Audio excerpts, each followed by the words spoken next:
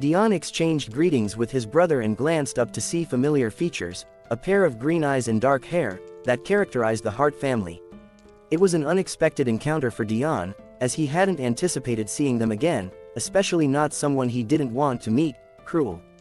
Cruel mentioned their previous expedition and how he had encountered the leader of the demon army's Zero Squad. Cruel acknowledged Deon's reputed command on the battlefield and suggested they should join forces. However, Deon found the idea absurd and laughed it off, stating that he had no reason to fight alongside Cruel. Cruel understood Deon's perspective, and Deon reflected on the unchanged indifference in his brother's eyes. Rather than engaging in conversation with Cruel, Deon considered indulging in pudding. Nevertheless, Deon suggested that his brother should attend to the guests of honor while he found something else to do. Cruel remained present and inquired about Deon's recent monster-killing mission, asking if Deon had sustained any injuries. Deon reassured him, claiming that he could take care of himself but expressed skepticism about Cruel's genuine concern. Deon harbored resentment towards his brother, recalling how Cruel had neglected to aid him during their past experiences. Duke Illister Stray, a prominent figure opposing the Emperor, interrupted their conversation, remarking on the apparent bond between the brothers. Cruel greeted the Duke with a bow, while the Duke dismissed the formality and turned his attention to Deon. The Duke mentioned that it was their first meeting and expressed pleasure in making Deon's acquaintance. Deon, puzzled by the sudden attention from the Duke, averted his gaze and ignored the extended hand for a handshake. Onlookers were taken aback by Deon's behavior, gossiping about his expectedly unconventional actions, given his status as an honorary earl. Unbeknownst to others, Deon's odd conduct was due to having pudding in his mouth, rendering him unable to respond. He tried to chew and swallow it discreetly while contemplating the Duke's imminent eruption of anger. Deon decided to remain silent for the time being and merely shook the Duke's hand. However, the Crown Prince Dessert approached them, greeting the Duke and acknowledging his absence from the palace. Deon, still chewing the pudding, questioned why everyone had congregated around him when they should have been paying their respects to the Crown Prince. He hastened to finish chewing the pudding, eager to join the ongoing conversation and wondering why they acted as if the banquet hall was too small for them to talk elsewhere. The Crown Prince expressed that there was no need for the Duke to apologize, but he did so anyway, recognizing that it was presumptuous to expect the Duke to visit him first due to the Duke's numerous obligations. However, the Crown Prince found it peculiar that the cunning Earl Hartright was lingering around after his mission. Determined to take action, the Crown Prince decided to protect Earl Hart and wondered why he was unaware of the intrigues and secret struggles surrounding the Emperor, as well as the existence of both enemies and defenders. Suddenly, a voice shouted, "Count!" from behind, and someone embraced Deon tightly from the back. It turned out to be Princess Althea Desert, who, while hugging Deon, expressed her disappointment that the Crown Prince hadn't informed her of his meeting with the Count. The princess gazed at Deon affectionately and confessed how much she missed him. Overwhelmed by the situation, Deon fell to his knees, causing a red substance to spill from his mouth onto the floor.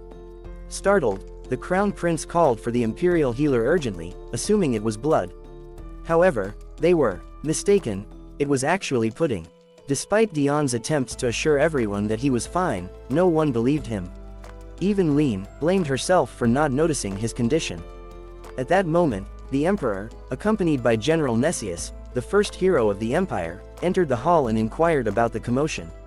The princess claimed that Earl Hart was bleeding due to her embrace, expressing regret, but the Emperor dismissed the idea, stating that the Count was a hero who couldn't vomit blood because of a hug.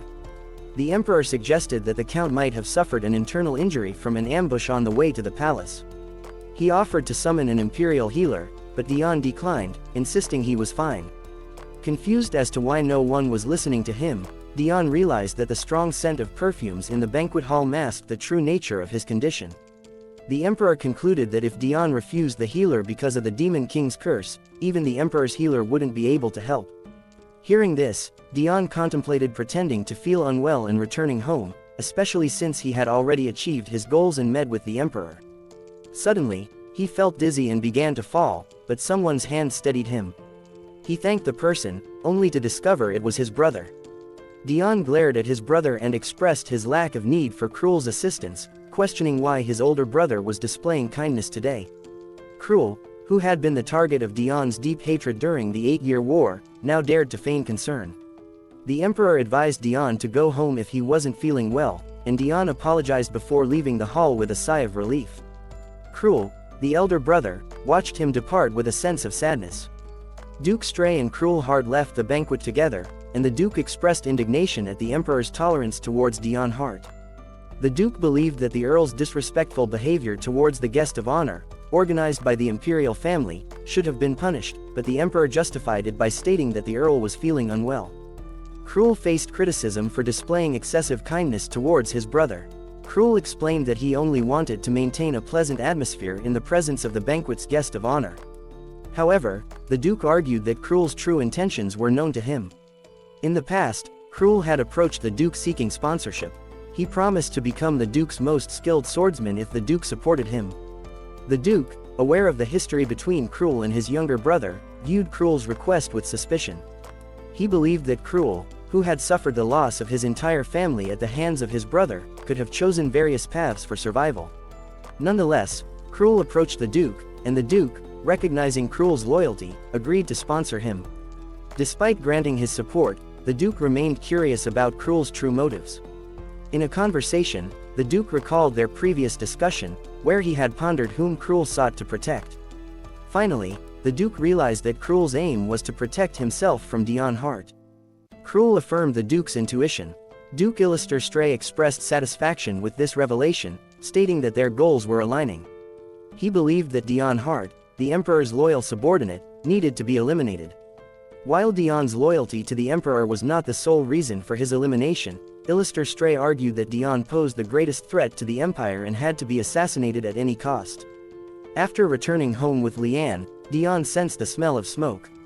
To his surprise, he discovered his house engulfed in flames, with some unidentified individuals standing outside. Confused, Deon questioned why they were there and what was happening. He initially suspected it to be a figment of his imagination due to stress, but the heat and smell confirmed it was real. Frustrated, Deon shouted in anger, demanding to know what was going on, expressing his discontent that his home was not a place for chaotic individuals. In the midst of the chaos, an object was thrown towards Deon, who caught it and hastily threw it away. The bomb exploded, but no one seemed to be injured. A bloodied man emerged from the smoke and praised Deon for his quick reaction, deeming him a true hero for throwing back the bomb that had been launched as a surprise attack. This surprised everyone, including Deon, as he hadn't actually seen the assailant but had instinctively thrown the bomb away out of fear. However, he noticed the sleeve patch worn by the Revolutionary Army and was astonished that they had already reached his house. Deon's knights informed him that the revolutionaries had targeted his house with the bomb, but they swiftly dealt with them. Realizing that the higher-ranked knights must have joined forces with the official knights of the Empire, Deon turned to his squad and glared at them, questioning if they had been expelled due to their disruptive behavior. However, to everyone's surprise, the squad suddenly began hugging Deon and expressing their joy that their captain cared about them. They assured him that if they were causing any trouble, they hadn't been expelled. Leanne, who had saved Deon, scolded the knights for displaying such behavior towards the Count.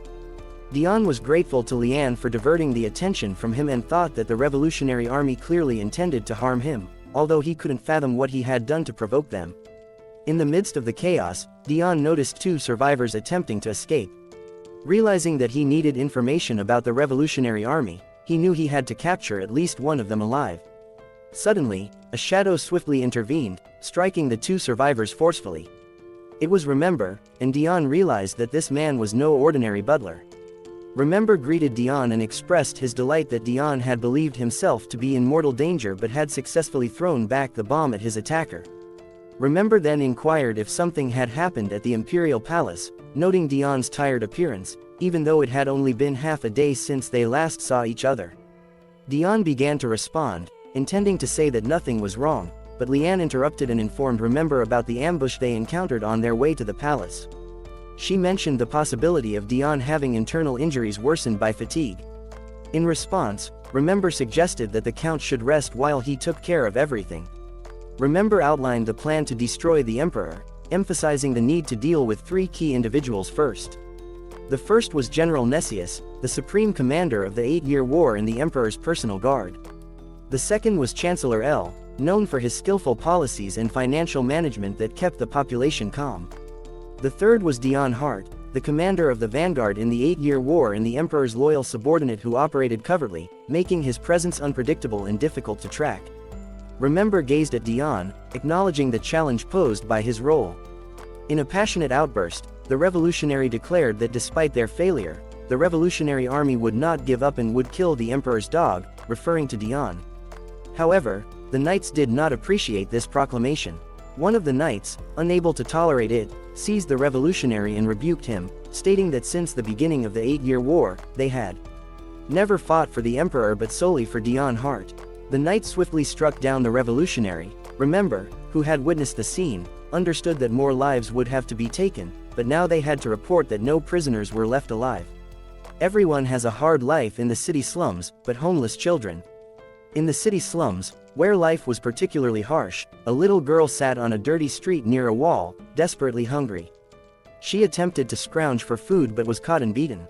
She was on the brink of starvation, and in the slums where people frequently died, her impending death wouldn't surprise anyone.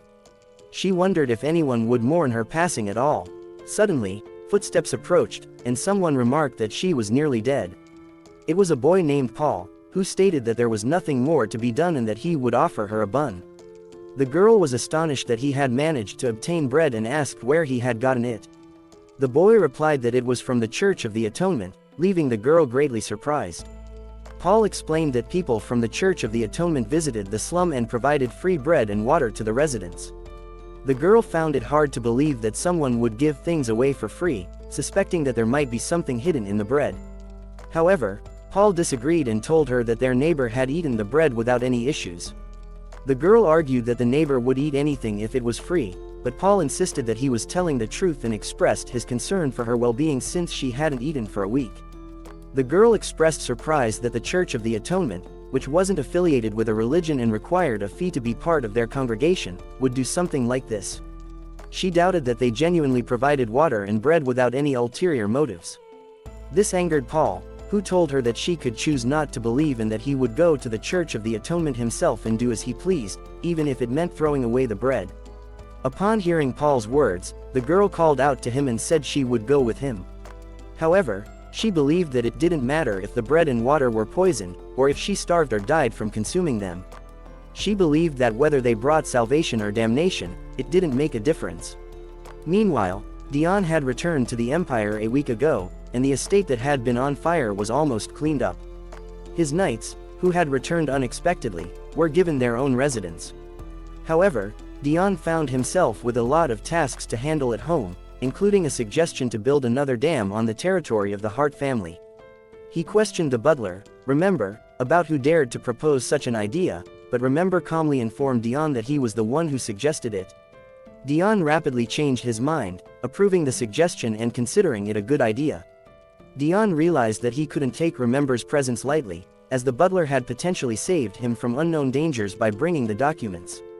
Suddenly, shouts and commotion were heard outside the window, and Deon discovered that his knights were fighting with the higher-ranking knights.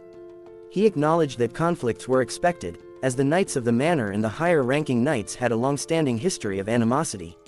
Remember explained that the emperor had sent the high-ranking knights on missions previously, but now they were under the earl's command, waiting for new missions and training.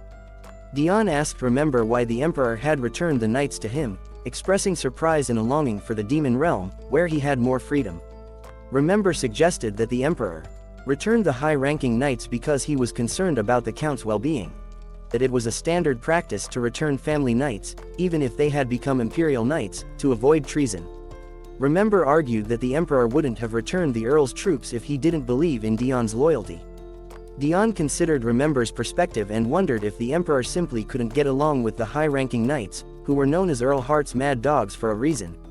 However, his immediate concern was the mounting number of overdue cases that hadn't been addressed since he left on his mission. He realized that he needed to take action regarding the management of the Hart estate, which he had handed over to the emperor before his departure. Deon felt a sense of resentment towards the emperor for expressing concern about him while still holding ownership of the lands. The butler, observing Deon's reaction, revealed that the emperor had actually transferred ownership of the lands back to Deon. This news came as a surprise to Deon, who hadn't been aware of the transfer. Remember mentioned that the official document confirming the transfer was somewhere in the room. However, Deon was upset by this development and resolved to find a way to return the estate to the emperor. Deon berated himself for not resisting when he was given the title of count under the pretext of protecting the empire's borders.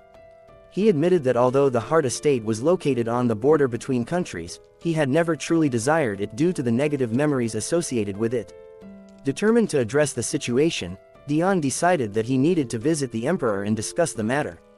However, their conversation was interrupted by the news of the arrival of the Crown Prince and General Nemes, catching Deon off guard. Deon was taken aback by the unexpected guests, particularly because General Nemes held a strong dislike towards him. As the guests entered the manor, General Nemes noticed a large family portrait and assumed that Deon had moved it to the new manor. They were then escorted to the Earl's study, where the Crown Prince apologized for the unannounced visit but expressed the need for a conversation. During breakfast, the Crown Prince had mentioned that the Honorable Earl Hart had successfully captured the revolutionary army that had ambushed him on the estate. However, Princess Alia felt sad and reflected on the events that had unfolded at the banquet. Observing her sister's melancholy expression, the Crown Prince inquired about her well-being. Alia covered her face with her hands and confessed that she believed Count Hart no longer wanted to see her, rendering all her efforts in vain. The Crown Prince reassured Alia, stating that he didn't view her efforts in a serious light.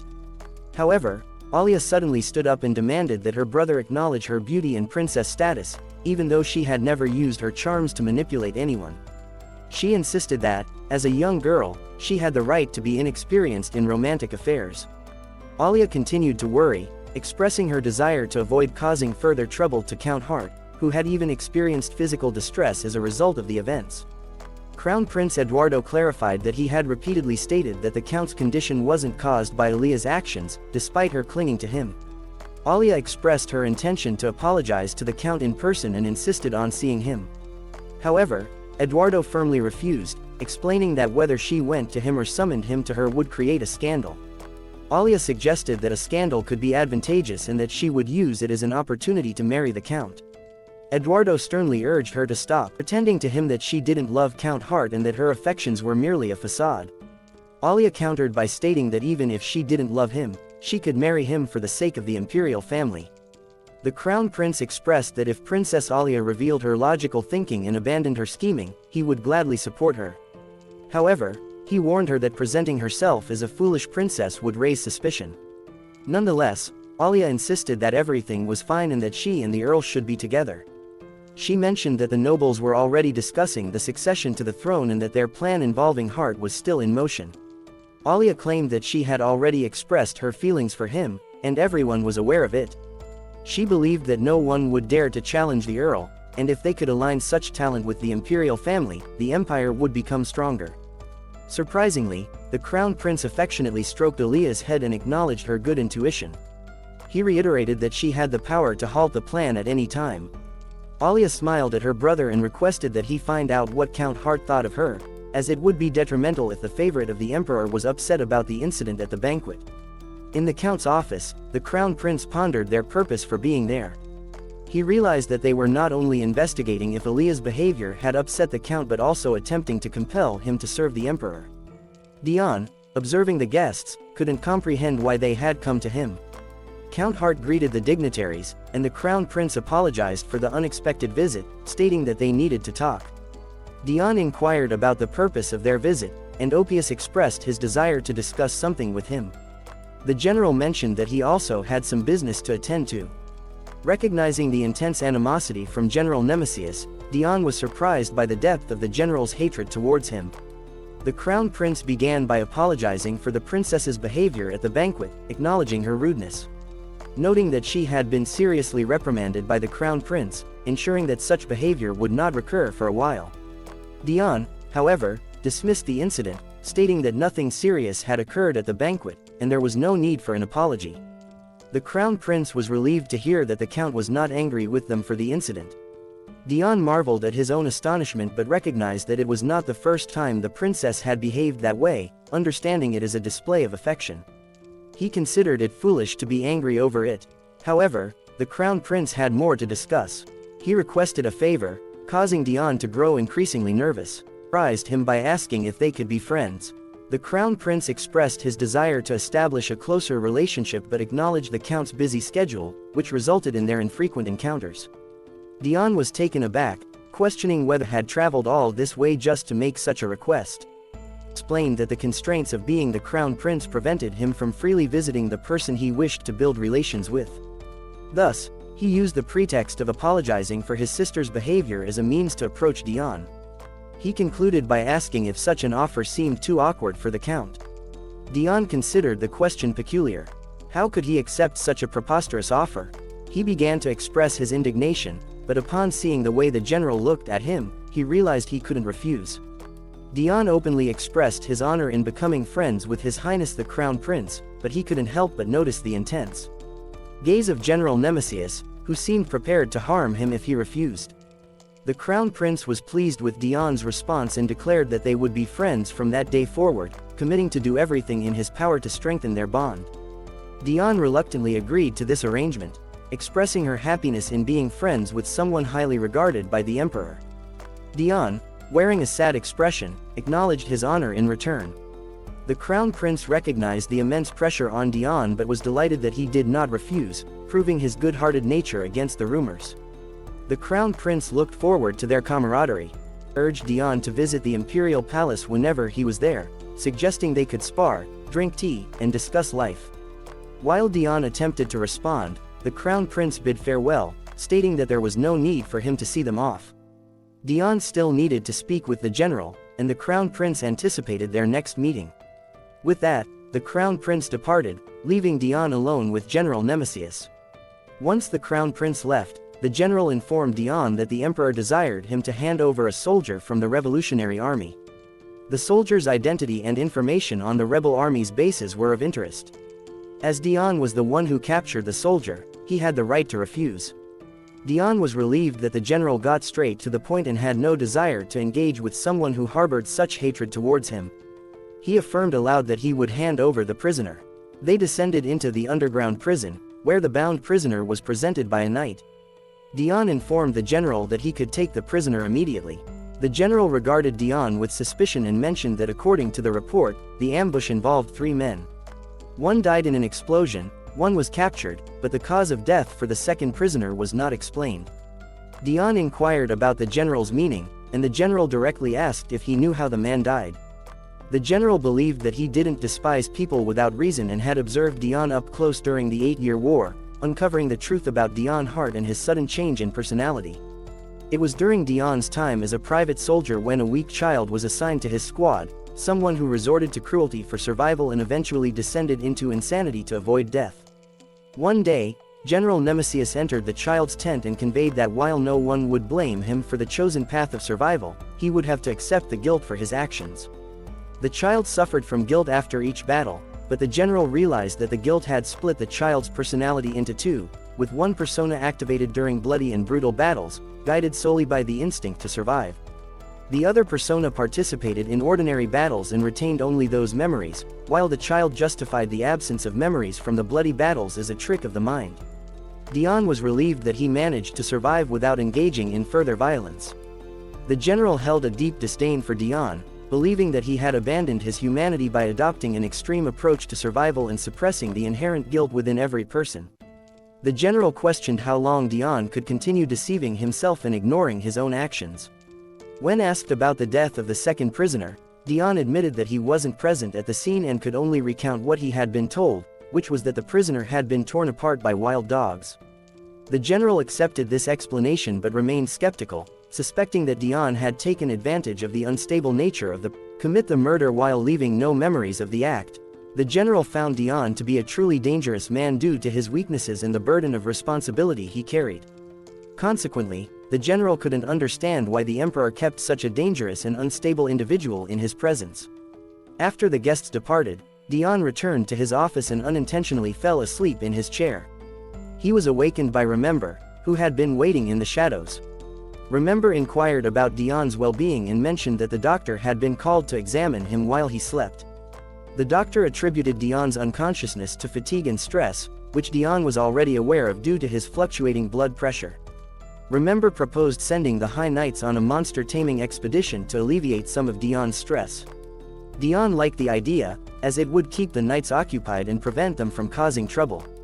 Remember had already considered the details and suggested a nearby monster nest as the target for the expedition.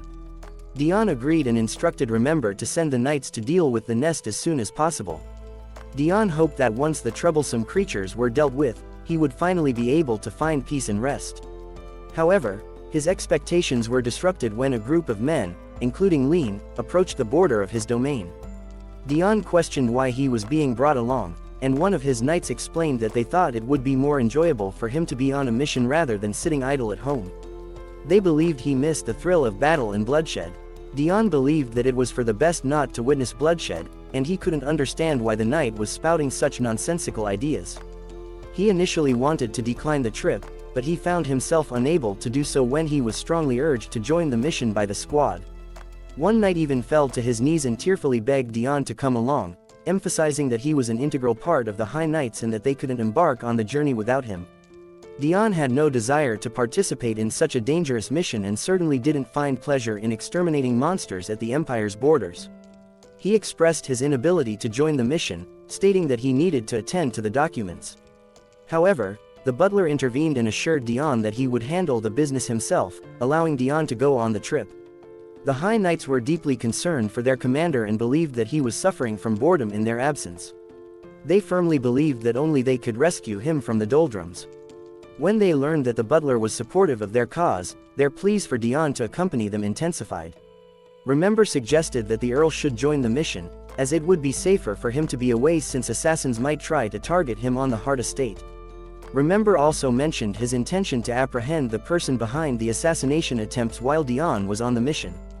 Deon recalled this conversation and concluded that he couldn't refuse to join the High Knights on the mission, considering that he had miraculously survived 2 assassination attempts. It was imperative to capture the mastermind behind the attempts before the next one succeeded. One of the knights reassured Deon that there was no need to feel hesitant in their presence, as they had already heard that he had recently embarked on a solo expedition to slay monsters and returned with a smile on his face. However, they were unaware that it was merely a cover story, and Deon had actually been resting comfortably in the Demon King's castle. The knight added that Deon would also have fun this time as the monsters were already in the vicinity, allowing him to relish in battle. The High Knights eagerly launched their attack on the monsters, and Deon couldn't help but feel that these individuals were more terrifying than the demons in the demon realm. He even found himself longing for the comfort he experienced there. Lean, who had been beside Deon, let out a heavy sigh, suggesting that she was exhausted from dealing with the unruly behavior of her subordinates when they had nothing to do. Deon had requested someone capable of controlling the bloodthirsty High Knights from the Emperor, and Lean Reiner had been personally recommended by him. Lean set the standard for knights and possessed incredible skills herself, unlike the chaotic High Knights. Deon felt ashamed that Lean had to handle such lunatics because of him. However, his thoughts were interrupted when Lean asked him if he wanted to participate in the battle. Deon responded by saying that they should enjoy themselves now to minimize future trouble. The girl interpreted his words as tactful, although in reality, Deon simply wanted them to eliminate everyone so that he wouldn't have to actively participate. Nonetheless, his squad, known as the Mad Dogs, often engaged in arguments during battles, debating who killed the monsters first or who claimed the most opponents.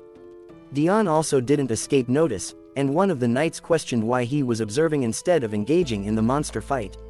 Deon responded by stating that he would decide when to join the battle, but in truth, he had no intention of participating at all. He had a nagging feeling that something terrible would occur if he did get involved. Suddenly, he sensed danger and swiftly turned around, only to be struck by an arrow in his shoulder. Lean rushed to his aid, expressing concern for his well-being. Deon pondered feverishly about who could have attacked him, ruling out the possibility of it being from another country since nobody wanted to wage war against the Empire.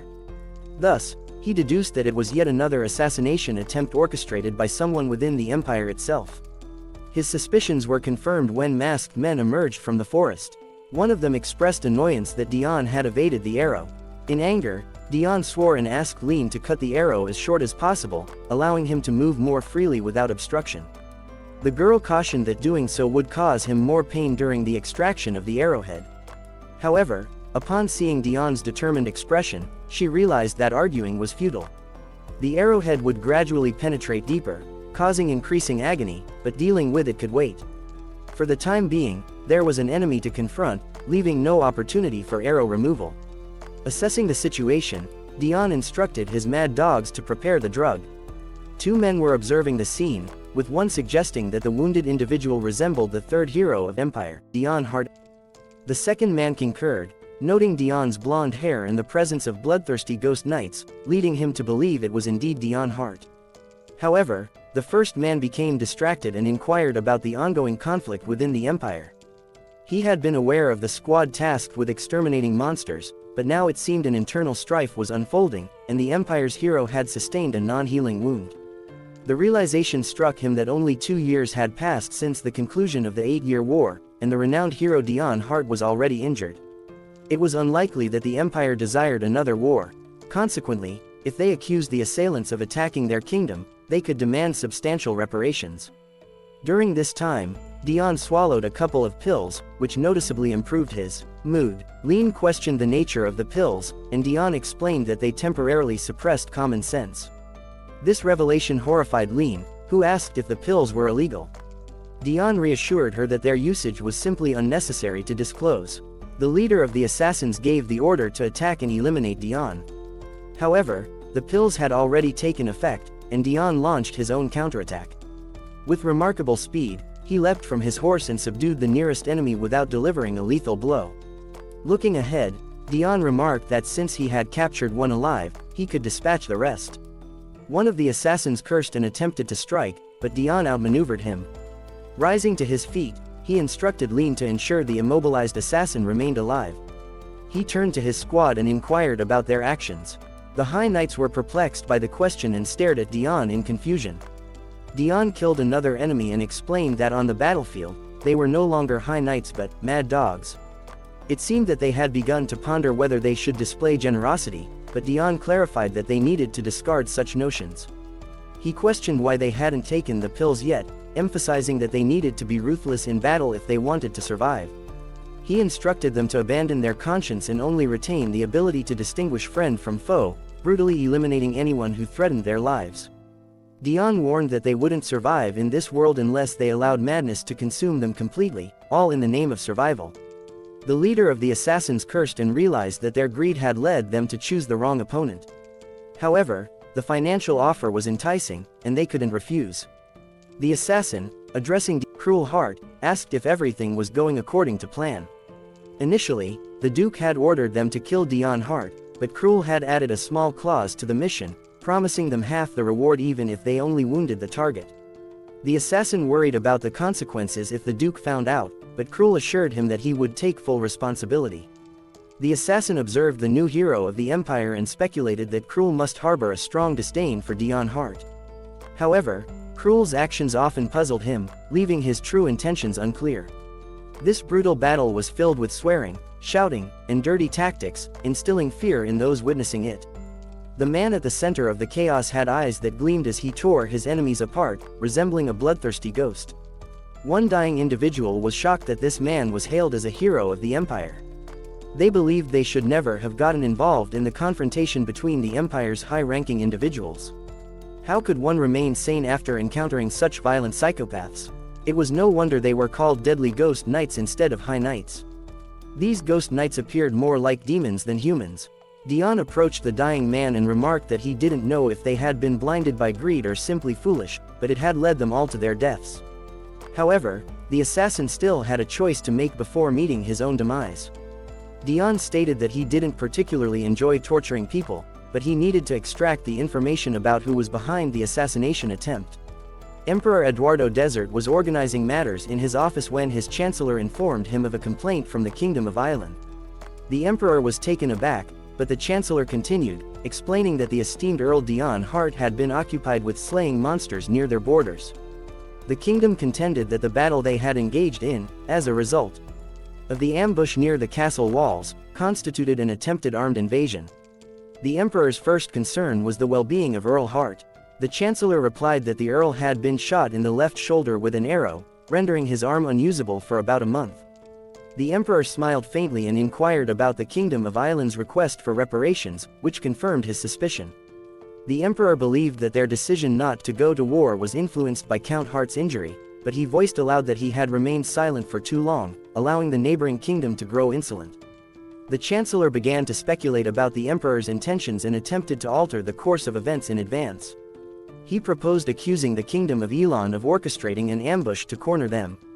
However, the emperor firmly rejected the idea and issued orders to prepare for war, much to the chancellor's horror. The chancellor pointed out that only 2 years had passed since the last war, but the emperor argued that it had been sufficient time for rest and recovery. The chancellor expressed concerns about the enormous expenses of war, but the emperor countered that they would gain wealth and resources through the process of conquering the kingdom of Elan, as they had done during the previous 8-year war. The chancellor attempted to voice another objection, but the emperor anticipated him and declared that he was a tyrant who had always planned to conquer the entire continent. He believed that the current situation had worked out for the best. Observing the emperor, the chancellor thought that even if he desired to be a tyrant, he shouldn't neglect his duties. Ever since the emperor ascended the throne by killing his siblings, conquering the continent had been his ultimate goal. The emperor's sense of responsibility, driven by guilt, became a burden that caused disasters. While it was not wrong to be responsible, he prioritized his guilt for fratricide over the well-being of the empire's people, which was a misplaced order in the hierarchy. If disaster couldn't be avoided, the chancellor hoped that the empire would not suffer, and he would secretly work on the budget. The emperor realized that the chancellor had already started mentally calculating the financial aspects and stated that it was time for him to get to work as well. He turned to General Nemesius, who was standing nearby, and inquired if he had any information about the Church of Redemption. The general acknowledged having heard about it, mentioning that it was a cult gaining popularity in the slums. Considering the chaotic state of the country, it was not surprising that the impoverished turned to faith for solace. However, the emperor expressed his disapproval, stating that the Church of Redemption had become too powerful. Before the war commenced, any potential threat within the empire needed to be eliminated. The emperor decided to assign Deon Hart to handle this task, not as punishment for what had occurred on the border, but because the wounded earl couldn't be given a more demanding assignment at the moment. Nemesius reluctantly questioned if Deon Hart was the best choice, to which the emperor affirmed that dealing with a small group of fanatics would be the focus, and even with his injury, Count Hart should be capable of handling the job. Nemesius once again expressed his opposition to Earl Hart's candidacy, a sentiment that the emperor had always disregarded. However, this time, the emperor commented on the general's attitude towards the earl, noting that he clearly harbored a dislike for Deon Hart. The emperor asked if it was due to the earl's brutal approach to disarming enemies, but Nemesius stated that it wasn't the reason. He explained that the earl's cruelty was merely a survival mechanism, and Deon Hart had a divided personality. Nemesius spoke with hatred, describing the earl as having a fragile mental state akin to a sandcastle. He expressed concerns about what might happen if the earl's sanity were to collapse, suggesting that the walls he had built would crumble, leading to unpredictable consequences. The emperor interrupted, asking Nemesius about the meaning of crumble. Seeing the surprise on Nemesius's face, the emperor revealed that he had been aware of all this for a long time, which caught the general off guard even more. Nemesius couldn't understand why the emperor still trusted Deon Hart despite being aware of the earl's multiple personalities. In response, the emperor stated that Count Hart would have to make his own decisions, and any consequences that arose would be his responsibility. Indignantly, the general objected, drawing an analogy that if a sword breaks, it affects its owner, implying that the emperor would also bear responsibility for Deon Hart's actions. The emperor dismissed this as nonsense, asserting that it was the emperor's role to take responsibility for the actions of his subordinates.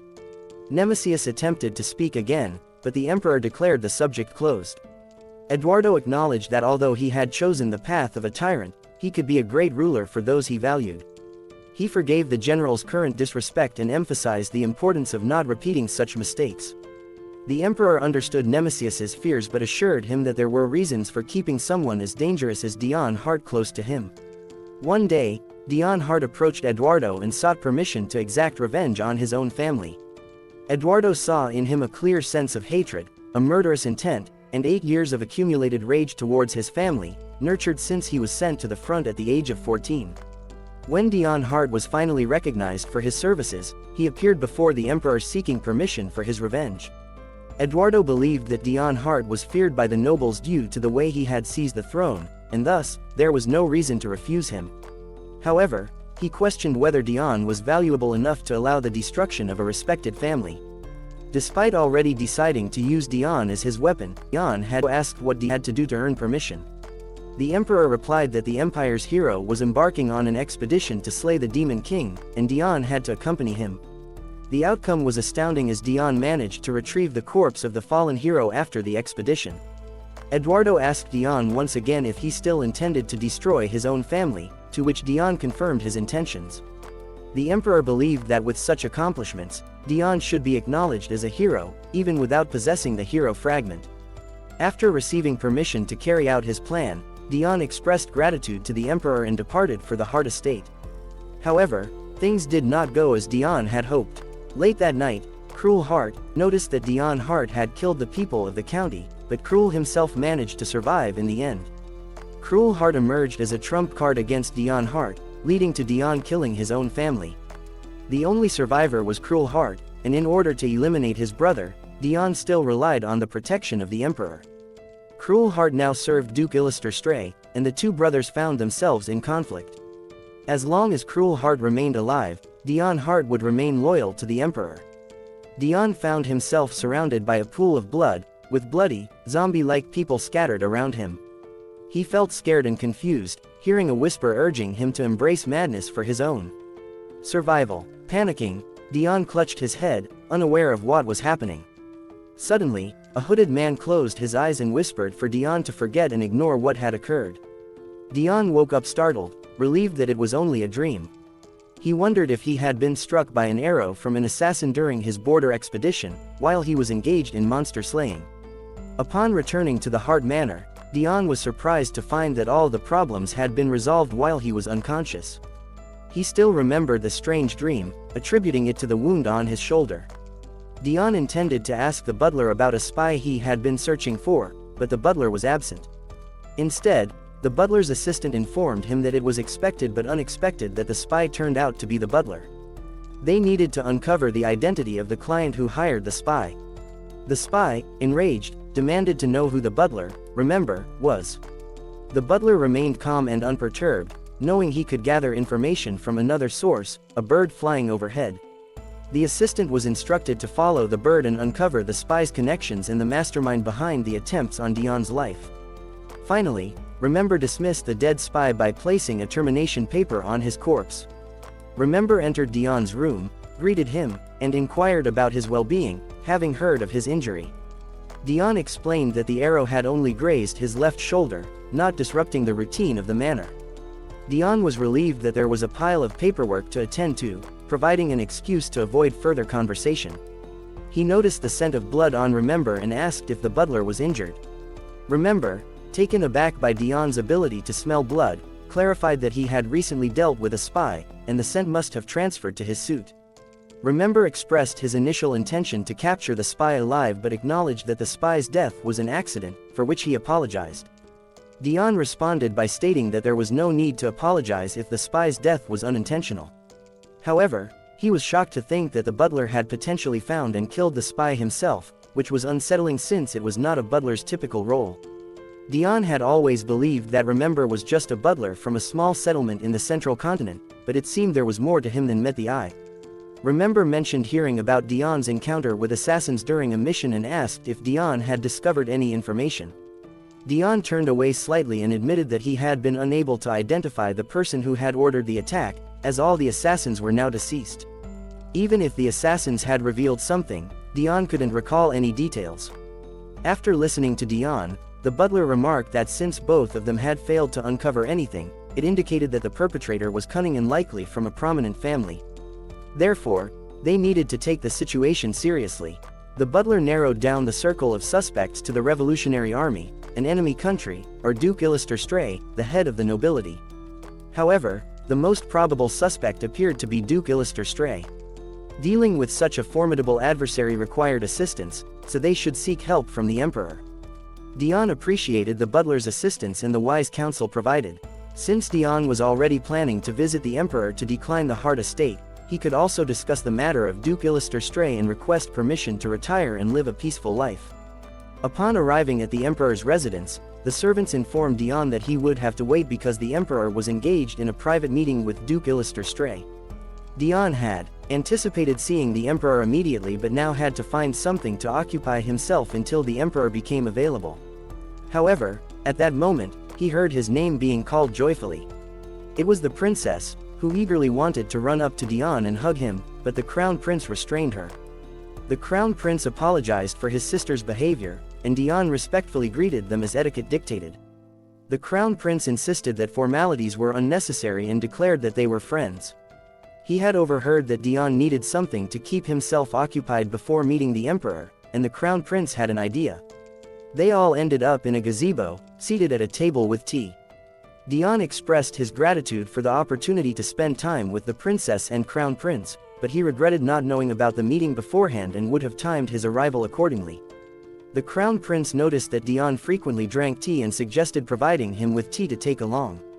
The princess chimed in, stating that tea should be accompanied by a cookie, and playfully placed a cookie in Deon's mouth. The crown prince mentioned hearing about Deon's injury during the monster attack and advised him to be cautious due to the curse weakening his body. He urged Deon to reconsider engaging in such outings against monsters and emphasized the importance of serving the emperor for a long time. However, Deon expressed his desire to be freed from his duties and live a life of personal pleasure. Unexpectedly, the crown prince confided that he didn't truly aspire to become emperor and asked if he should prepare to resign the moment the emperor stepped down. He added that he would only assume the throne in the unfortunate event of something happening to the emperor, whom he considered like a brother to himself and his sister, wishing him nothing but happiness. Deon believed he had an understanding of the deep respect the crown prince and his sister held for their uncle, the emperor. However, he preferred to remain oblivious to the intricate world of politics and power plays. The emperor's history of eliminating his siblings and their children made it challenging for Deon to comprehend the peaceful nature of the crown prince and princess. But there was a reason behind their relationship, and it stemmed from their father, the first prince. The first prince had treated young Eduardo well, even showing kindness to the ninth prince, who had no claim to the throne. The first prince had visited the ninth prince and his children, fostering a bond that extended beyond mere family ties. The crown prince expressed his concern for the emperor, who carried the weight of the empire alone, and requested that Deon take care of him. Listening to their conversation, Deon excused himself to use the restroom but left the garden instead. The crown prince and princess realized Deon had escaped, assuming the conversation had been too heavy for him. The crown prince lamented the discontent among the nobles, who had grown increasingly unhappy during the empire's calm period. These disgruntled nobles whispered their grievances towards the emperor, and it was uncertain when they would take action to provoke a response. Thus, the need to prepare and secure loyal allies who would stand unwaveringly by the emperor's side arose. The princess proposed a plan to marry Deon to unite their interests, emphasizing that her feelings were genuine. The crown prince agreed, hoping that Deon would become a loyal ally of the emperor. He expressed his desire for Deon to fulfill his duties to the emperor, even if it meant eliminating anyone, including the nobility, who stood in the way of serving the emperor unquestioningly. Deon roamed the palace in search of a restroom. As he typically left immediately after meeting with the emperor, he encountered a frightened young man exiting a room and called out to him. The young man, startled, brandished a dagger but failed to strike Deon.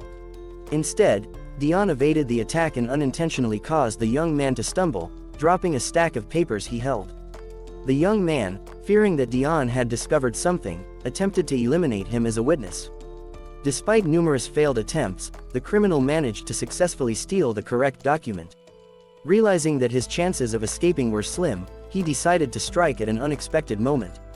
However, his plan was foiled by the intervention of the formidable Cruel, who seized the thief by the neck and lifted him off the ground. For a moment, their eyes locked, and it seemed as if they were on the verge of a violent confrontation. However, at that moment, the Duke of Illuster, who appeared out of nowhere, approached them. He picked up the document that had garnered everyone's interest and discreetly read its contents. The Duke then turned to Deon Hart and recounted his visit to the Emperor, expressing surprise at seeing the Earl present. The young man explained that he had also come to meet the ruler, hoping to persuade him to reclaim the estate and make a request. Observing that the brothers had captured the spot, the Duke inquired if this meant that the Emperor owed them a debt. Deon objected, clarifying that it wasn't entirely accurate. The Duke chuckled, displaying confidence that Deon would have managed on his own, even without his intervention. Suddenly, the Crown Prince and his sister appeared in the corridor, much to Deon's displeasure. They expressed concern over his prolonged absence and rushed towards him upon noticing his nosebleed, a sign of his body reacting to stress.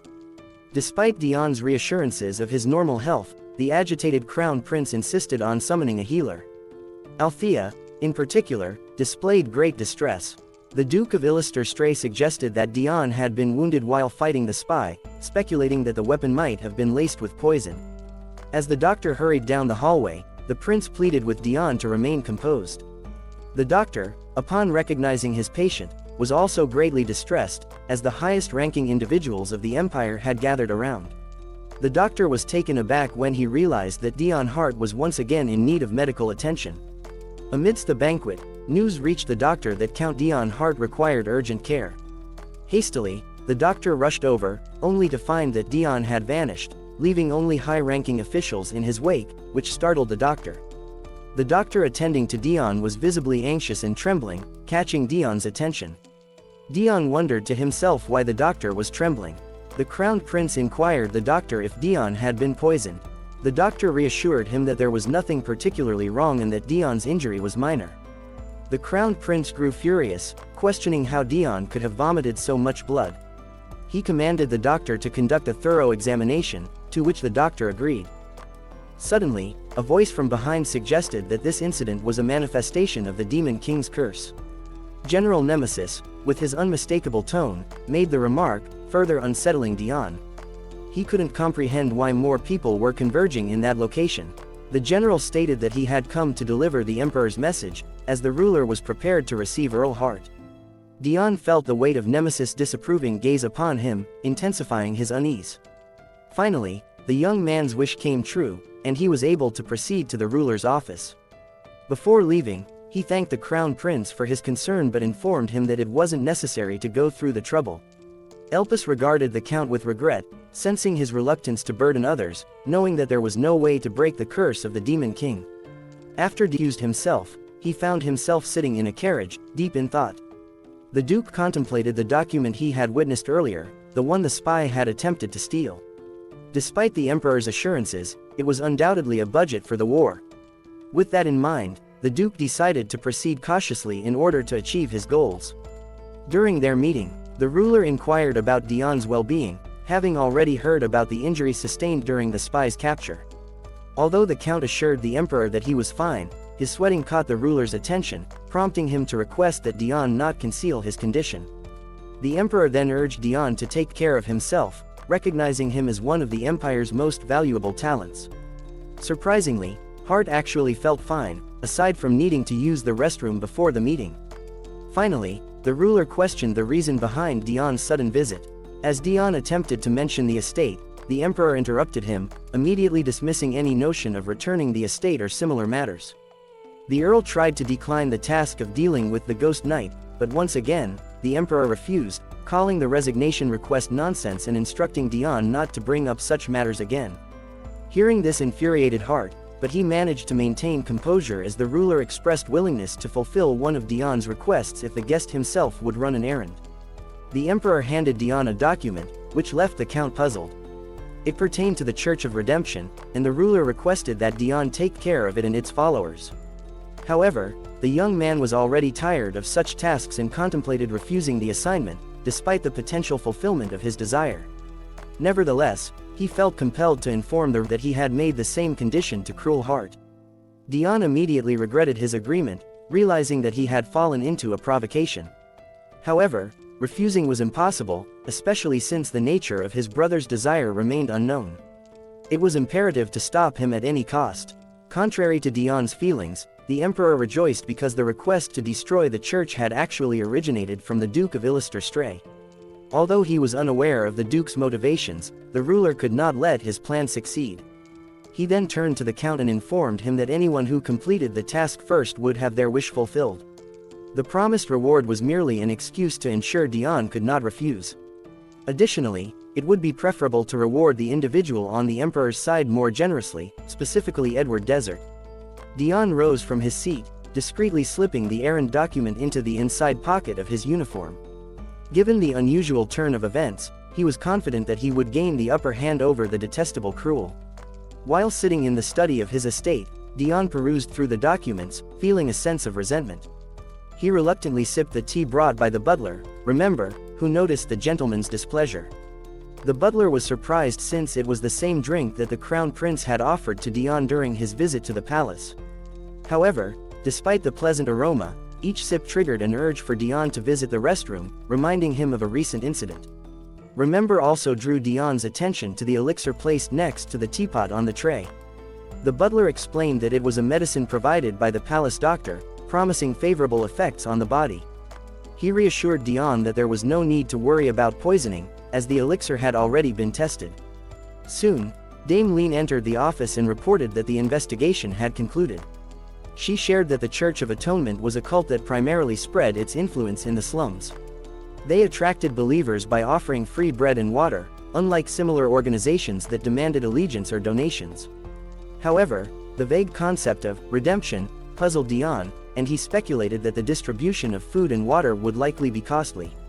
The church had the support of several prominent nobles, but sponsoring such an organization would be financially burdensome for an average nobleman. The situation remained unclear, as the cult did not openly claim to be a religious leader. Feeling the effects of both the elixir and tea, Deon sensed that he was nearing his limit. He decided to prioritize a trip to the bathroom before attending to other matters.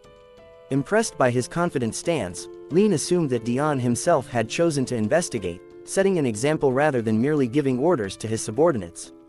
While she rejoiced, she also warned him about the dangerous nature of the venture. Determined to accompany her master, she declared her intention to join him.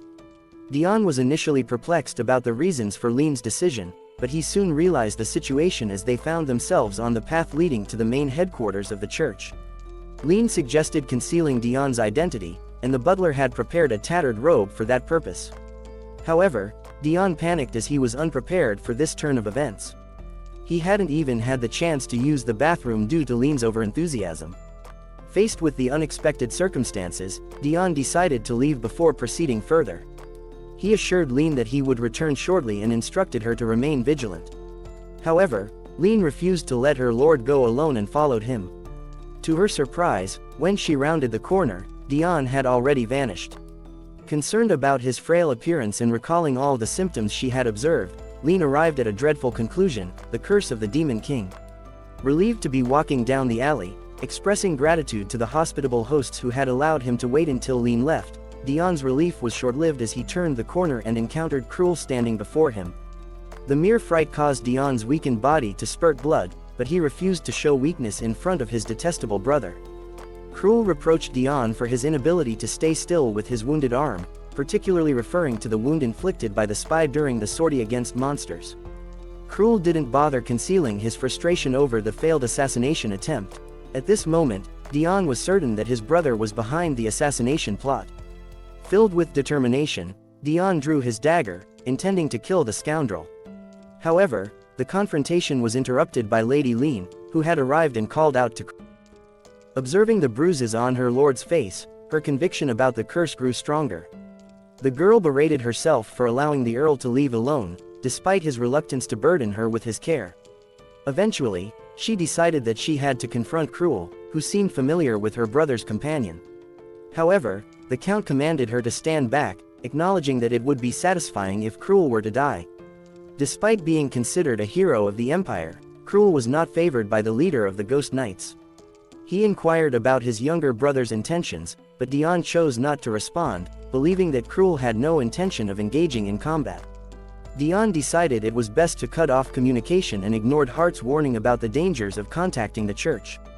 Deon thanked his brother for his concern, especially after hiring assassins. Cruel had always wondered how much longer Deon would endure his weak body and the curse of the Demon King. Stooping to the ground and smearing dirt on his clothes and face, contemplated putting an end to it all. Deon suggested Lady Lean do the same, but she hesitated, reluctant to dirty herself as a noblewoman. Deon then decided to deceive Lean and informed his companion, Ward, that he was certain she would never leave him alone, despite her current intention to do so. Overwhelmed by her emotions, the girl reluctantly followed Deon's advice and applied dirt to herself, as she could not break her word to her master. Deon watched with disgust as Lean layered dirt upon herself, regretting that the advice came from Cruel. Certain that his brother had come to the church for the same purpose, Deon couldn't allow him to accomplish the task first. He ordered Lean to hide the sword and wait for him, while he would enter the church first. Though she didn't want to let him go, the girl couldn't resist the order. Meanwhile, another girl emerged from the church. Deon, driven by the desire to surpass his brother, moved forward but slipped on the mud and fell a few dozen meters, landing in front of the church. Both girls were shocked by the incident, and Deon cursed and wished for death as he lay face down on the ground. In the meantime, Lady Lean observed from around the corner as her master was escorted into the church, delighted by Earl Hart's successful infiltration as a poor man. Determined to follow Deon, she made her decision. However, he refused to let her in, claiming that there were no available seats for the day. Nevertheless, they provided me with complimentary bread and water. However, the situation was likely different for Lean. Her strong aura, even beneath the dirt, betrayed her noble status, marking her as a spy. In contrast, the young man they had encountered earlier was visibly malnourished, with a possible arm injury, and the blood he spat indicated a difficult life in the slums. Deon was kindly offered a cup of hot tea to calm down, as he had mentioned hearing about the free food available at the church. The woman confirmed his suspicion and promised to bring everything promptly. When Deon inquired about the cost, the abbess assured him that there was no charge for anything and encouraged him to rest and enjoy his tea. Deon didn't perceive anything suspicious as he entered the Church of Atonement. It appeared to be a typical temple with benevolent priests and content but impoverished worshippers. The guards resembled holy knights, but the absence of anything remarkable raised the count's suspicions. He realized that he was unlikely to be recognized due to his limited social involvement, but his red eyes made him stand out. To conceal his identity, he pulled his hood as far as possible. The abbess noticed this and asked if he was comfortable. Deon tried to explain that he was merely concerned about his appearance shocking others. However, the woman approached and removed his hood, assuring him that there was nothing to fear. Surprisingly, she was taken aback by Deon's bright red eyes. The girl made an attempt to touch Deon's face, and as their hands made contact, their eyes locked. The girl commented on his red eyes, causing Deon to contemplate what he should do, fearing that his true identity might be revealed. Just as the girl was about to ask something, Deon interjected, suggesting that she found his eyes repulsive.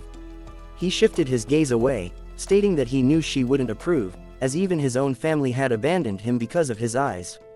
However, the girl reassured him that she didn't find them disgusting. She mentioned Deon Hart, wondering if he had red eyes like him. Unbeknownst to her, the man standing before her was none other than Deon Hart himself. In his mind, Deon breathed a sigh of relief, realizing that his disguise had worked well. He asked the girl if she was referring to the hero of the Empire, and she confirmed it.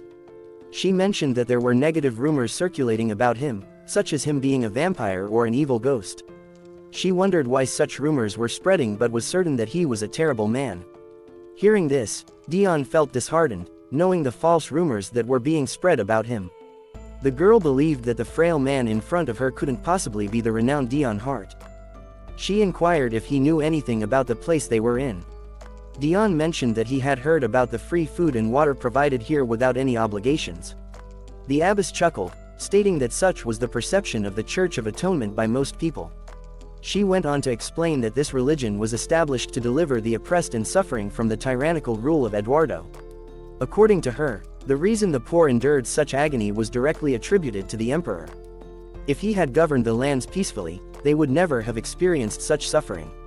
Even for Deon's fall, she blamed the ruler for neglecting to construct proper roads. Deon found this account intriguing, although he was hesitant to believe it, as he held the belief that none of the emperors before Eduardo had been able to alleviate the plight of the poor. The woman continued speaking, elucidating that they rejected the concept of money and instead focused on redemption. Deon became curious about who led this cult and could guide him to redemption and salvation.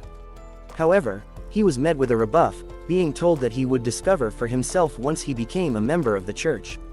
Deon strolled down the corridor, deep in thought, reflecting on everything he had witnessed. Everything appeared suspicious, yet there was no concrete evidence to support his suspicions. The bread he had consumed seemed fine, leaving him to conclude that he would have to thoroughly investigate every nook and cranny to uncover the truth. Suddenly, a girl of approximately 12 years old approached him from behind, her face radiating joy despite her impoverished state. Introducing herself as CIA, she inquired if Deon was a new believer. Uncertainly, Deon nodded, and the girl, taking pity on his weary expression, assured him that he would be taken care of since everyone there provided free food and water without any expectations in return. Although her speech seemed peculiar to Deon, her eyes indicated that she had not been brainwashed. With a smile, Deon affectionately ruffled Chia's head, stating his genuine belief in redemption, which only widened her smile. Coming to the realization that things were not as straightforward as they initially appeared, Deon decided to venture into the secure rooms. However, before he could proceed, CIA was called away by a boy named Paul, reminding her that it was time for them to pray. Deon was even perplexed by the lingering gaze Paul directed at him, as if Chia's brother had some hidden meaning behind it. CIA bid farewell cheerfully and hurried off. Deon continued to contemplate how he could gain access to the protected rooms, but another thought nagged at him: what was Lady Lean doing outside all this time? Suddenly, a voice called out to Deon from behind, urging him to stop. Meanwhile, outside the church, the leader of the Ghost Knights pondered how to infiltrate the premises and assist her lord. She attempted to enter through the back gate, but her efforts proved futile. How could she face her count if she couldn't even successfully infiltrate the church? Noticing a pile of bread inexplicably lying on the ground, Lean unexpectedly heard a voice instructing her to summon the captain of the guard. Eager to eavesdrop on the conversation, she cautiously positioned herself around the corner. The abbess of the temple reported the presence of an intruder, emphasizing that if the intruder was not a hero, the captain would bear personal responsibility for the situation. Upon hearing this, Lean's fury ignited, assuming that her master had been captured. Without wasting time, she forcefully broke down the doors of the church, demanding to know the whereabouts of her lord from the terrified priests. Deon feared he would be apprehended if he was called out, but instead, one of the attendants handed him a bundle of bread and advised him to rest. He continued pacing back and forth, but fortunately managed to ascend through an open window. Soon, he found himself in a vast hall resembling a prayer room, although he couldn't pinpoint its precise location aside from the ghastly purple curtains. Once again, nothing remarkable stood out in the room. Suddenly, the door at the rear swung open, and the priests and Mother Superior entered. Thank you so much for watching. If you enjoyed this video, don't forget to give it a thumbs up and hit the subscribe button for more content. Feel free to leave a comment down below sharing your thoughts or suggestions. If you want to stay updated on all our latest uploads, click the notification bell icon. And hey, why not check out some of our other videos popping up on the screen right now? If you'd like to support the channel, you can do so by liking, sharing, and subscribing. It really means a lot. Peace.